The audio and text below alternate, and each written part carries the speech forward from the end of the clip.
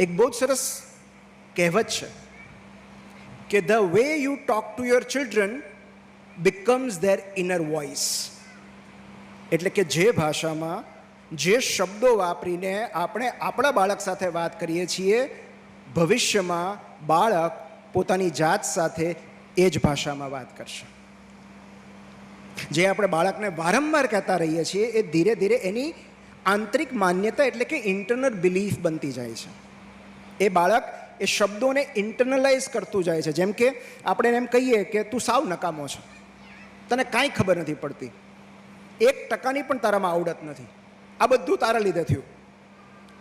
જો બાળક આવું વારંવાર સાંભળે તો મોટા થઈને એ સેલ્ફ બ્લેમ કરવા લાગે છે. એટલે કે જે પણ કાંઈ થાય છે એ મારા કારણે થાય છે. તો આ જે મોનોલોગ છે, હું એને મનનો મોનોલોગ કહું છું, આ મોનોલોગની સ્ક્રિપ્ટ માતા પિતા લખે છે, શિક્ષકો લખે છે, મિત્રો લખે છે. આપણે બાળકને એમ કહીએ કંઈ વાંધો નહીં બેટા, ઇટ્સ ઓકે, તૂટી ગયું કંઈ વાંધો નહીં, આમાં તારો કોઈ વાંક નહોતો, ફાઇન, તે તો તારા બનતા પ્રયત્નો કર્યા ને, કંઈ વાંધો નહીં. બેટા તું આ સમાજ માટે બહુ મૂલ્યવાન છે, આ સમાજને તારી જરૂર છે. તો બાળક ધીમે ધીમે એ શબ્દો પણ ઇન્ટરનલાઇઝ કરતું જશે અને ધીમે ધીમે એનો આંતરિક સંવાદ તંદુરસ્ત બનતો જશે. એકવાર આ ઉપરથી મને એક સરસ પ્રસંગ યાદ આવે છે કે એકવાર એક મમ્મી એની નાની એવી દીકરીને લઈને એક શોપિંગ મોલમાં, હાઈપર માર્કેટમાં નીકળી અને મમ્મી બાસ્કેટમાં બધું લેતા હતા અને દીકરી સાથે સાથે જતી હતી. ને દીકરીએ કશુંક લેવાની જીદ કરી કે મમ્મી મારે આ જોઈએ છે. એટલે એક તો કંઈક મમ્મીએ અપાવ્યું, પણ પછી આગળ જઈને પાછું દીકરીએ જીદ કરી કે હવે મારે આ પણ જોઈએ છે. એટલે મમ્મીએ કહ્યું કે નો, આ નહીં મળે. બહુ પ્રેમથી ના પાડી અને દીકરીએ ધીમે ધીમે ધીમે રડવાનું શરૂ કર્યું. મોલમાં ઘણા બધા લોકો હતા એટલે મમ્મીએ કહ્યું કે ગીતિકા એકદમ શાંતિ રાખજે. અને દીકરી વધારે જોરથી રડવા લાગી, ચીસો પાડવા લાગી. એટલે મમ્મીએ કહ્યું કે ગીતિકા તારે બિલકુલ ચીસો નથી પાડવાની, તારે શાંત રહેવાનું છે. પછી તો દીકરી જમીન પર આળોટવા માંડી, ધમ પછાડા કરવા લાગી, અપાવો ને અપાવો. અને પેલી મમ્મીએ કહ્યું કે ગીતિકા તારે બિલકુલ સીન ક્રિએટ નથી કરવાનો, બધા તને જુએ છે. અને ત્યારે એક વડીલ બાજુમાં ઊભા હતા, એણે આ મમ્મીને કહ્યું કે શું તમે ક્યારના આની સાથે વાત કરો છો, આ દીકરી કોઈનું કાંઈ સાંભળતી તો છે નહીં. એટલે મમ્મીએ બહુ શાંતિથી જવાબ આપ્યો કે ગીતિકા મારું નામ છે.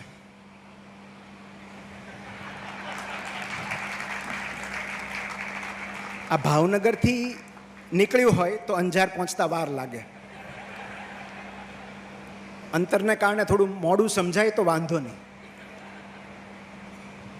તો બાળક જે કંઈ પણ કરે આપણે આપણું કેરેક્ટર છોડવાનું નથી. કારણ કે ઘણી મમ્મીઓને હું એવું જોઉં છું કે એમાંથી ખબર જ ન પડે કે બાળક કોણ છે, બે સામસામા આવી ગયા હોય. તો આ આંતરિક સંવાદ છે કે ગીતિકા તારે શાંતિ રાખવાની છે, એને જે કરવું એ કરવા દે, પણ તું તારું કેરેક્ટર ના છોડ, તું તારી ધીરજ ના ગુમાવ, તું તારું મગજ ના ગુમાવ. અને આના સ્તર હોય છે, આના લેવલ હોય છે. એક બહુ જ સુંદર પુસ્તક છે કે vote to say when you talk to your self.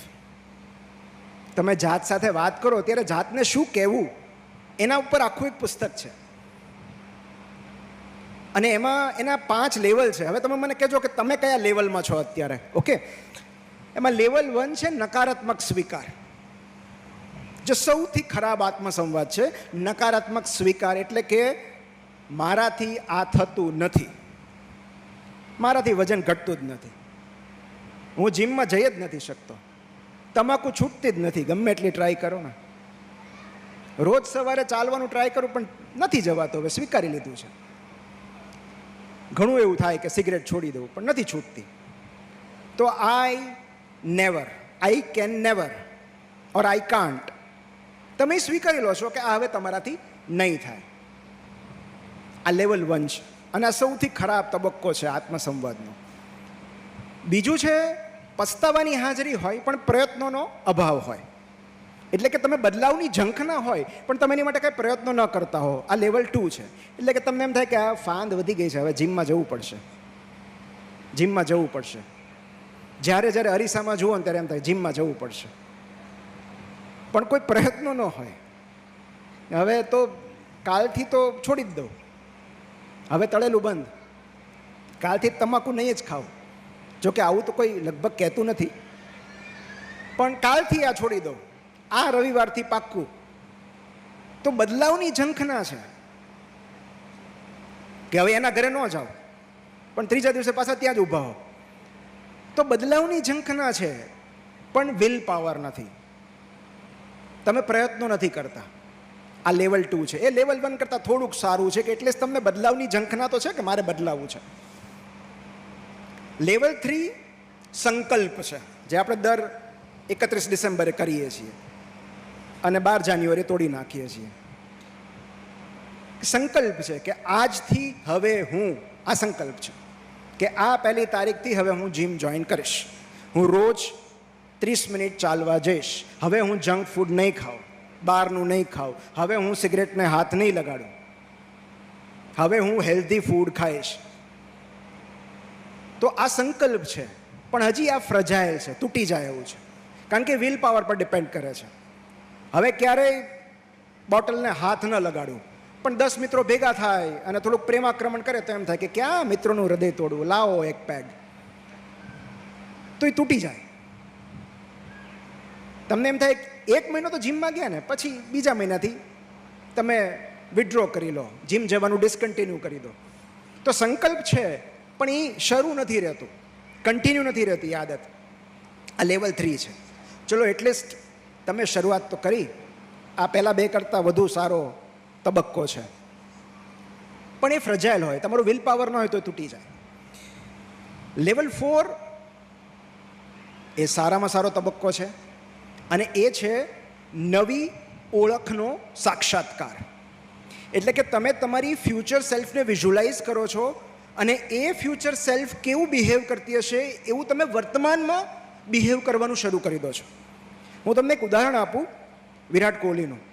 2000 એને પોતાના ઇન્ટરવ્યૂમાં કહ્યું છે, એટલે મને અત્યારે યાદ આવ્યું કે 2013 કે 14ની IPL થોડી એની ખરાબ હતી, મને યાદ નથી કયું વર્ષ હતું, પણ જ્યારથી એનું ટ્રાન્સફોર્મેશન શરૂ થયું ત્યારની વાત છે કે IPL થોડી ખરાબ હતી ને એ શાવરમાંથી બહાર આવીને એણે અરીસામાં જોયું અને એણે પોતાના જે મેદસ્વી શરીર છે, આઉટ ઓફ શેપ, એને જોઈને એને થયું કે યાર you are A international cricketer, અને ઇન્ટરનેશનલ ક્રિકેટર આવો ના હોય, એ તો ફિટ હોય.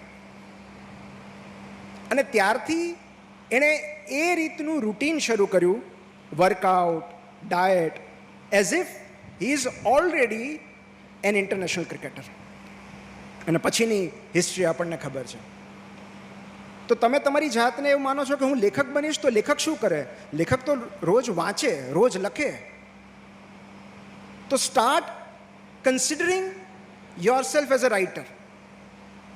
આઈ એમ આવે, I M a fit person. ભલે અત્યારે તમે ઓવરવેટ હો, મેદસ્વી હો, આઈ એમ અ ફિટ પર્સન. સો તમે એ ફ્યુચર સેલ્ફ સાથે આઈડેન્ટિફાઈ થઈ જાઓ છો, એ તમે તમારી નવી ઓળખને અત્યારથી અપનાવી લો છો. મને કસરત કરવી બહુ ગમે છે, તમે એવા શબ્દો વાપરશો. સો એ છે નવી ઓળખનો સાક્ષાત્કાર. તમે તમારી ફ્યુચર સેલ્ફને વિઝ્યુલાઇઝ કરો છો અને એનું આચરણ કરો છો. એ લેવલ 4 છે, એ સારામાં સારો તબક્કો છે. અને એની પછી લેવલ 5 આવે, જે છે યુનિવર્સલ એફર્મેશન. એટલે કે આખું બ્રહ્માંડ મારી સાથે છે, જે કંઈ થઈ રહ્યું છે એ મારી ફેવરમાં થઈ રહ્યું છે, મારી તરફેણમાં થઈ રહ્યું છે. આ બ્રહ્માંડની ગતિ મારી તરફેણમાં છે, જે કંઈ ઘટનાઓ થઈ રહી છે એ મારી તરફેણમાં થઈ રહી છે. કૃષ્ણમ સદાય સહાયતે, કૃષ્ણ મદદે આવશે જ. આ લેવલ 5 છે. પણ વિવેકાનંદે કહ્યું છે એમ કે જો તમને તમારી જાતમાં વિશ્વાસ ન હોય તો ઈશ્વરમાં શ્રદ્ધા રાખવાનો કોઈ જ અર્થ નથી. તો તમે બેઠા રહો કે કૃષ્ણ આવશે ને મારી જગ્યાએ ટ્રેડમિલ પર દોડશે તો વજન નહીં ઘટે. એ નવી ઓળખનો સાક્ષાત્કાર થાય પછી બ્રહ્માંડ આપણી સહાય પર આવે છે, પછી કૃષ્ણ સહાય આવે છે. અને આ સૌથી ઉચ્ચ તબક્કો છે, જ્યારે બધી ચિંતા, બધી અસલામતી, બધો ડર ખરી પડે છે. કારણ કે હું તો કહેતો આવું છું કે વધુ પડતી ચિંતા, ડર કે અસલામતીનું મુખ્ય કારણ બ્રહ્માંડ સાથેનું ડિસ્કનેક્શન છે.